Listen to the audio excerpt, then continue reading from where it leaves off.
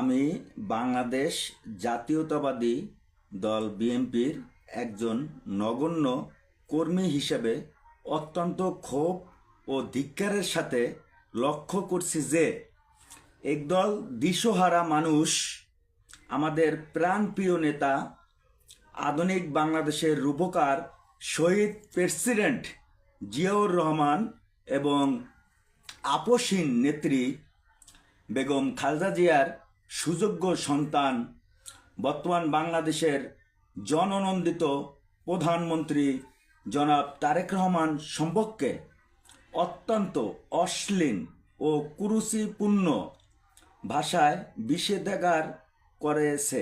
যারা এই নোংরামিতে লিপ্ত, আপনারা যখন যুক্তি দিয়ে রাজনীতি করতে ব্যর্থ হন, তখনই কেবল ব্যক্তিগত আক্রমণ আর অশালীনতার আশ্রয় নেন। এটি আপনাদের রাজনৈতিক দেউলিয়াতের চরম বহিঃপ্রকাশ। জনাব তারেক রহমান সেই পরিবারের সন্তান যারা এদেশের স্বাধীনতা এবং গণতন্ত্রের জন্য যারা নিজেদের জীবন উৎসর্গ করেছেন। তার ধমনীতে শহীদ জিয়ার রক্ত এবং দেশনেত্রীর আদর্শ আছে। গালি দিয়ে এই বিশাল জনপ্রিয়তাকে মুছে ফেলা সম্ভব নয়। মিথ্যা অপবাদ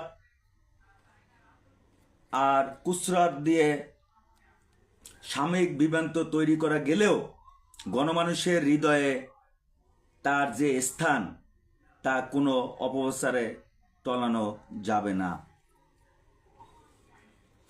আমরা জিয়ার সৈনিক, আমরা শান্তিতে বিশ্বাসী, কিন্তু আমাদের নেতার সম্মান নিয়ে ছিনিমিনি খেললে আমরা তা মেনে নেব না। যারা অশ্লীল ভাষায় কথা বলছেন,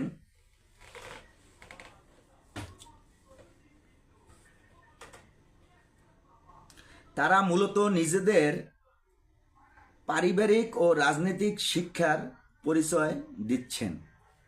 দেশব্যাপী দেখছে আপনাদের এই নিচু মানসিকতা। আসুন, নোংরামি ছেড়ে সুস্থ ধারার রাজনীতি চর্চা করুন, জনগণের ভালোবাসা অর্জন করতে শিখুন। গালি দিয়ে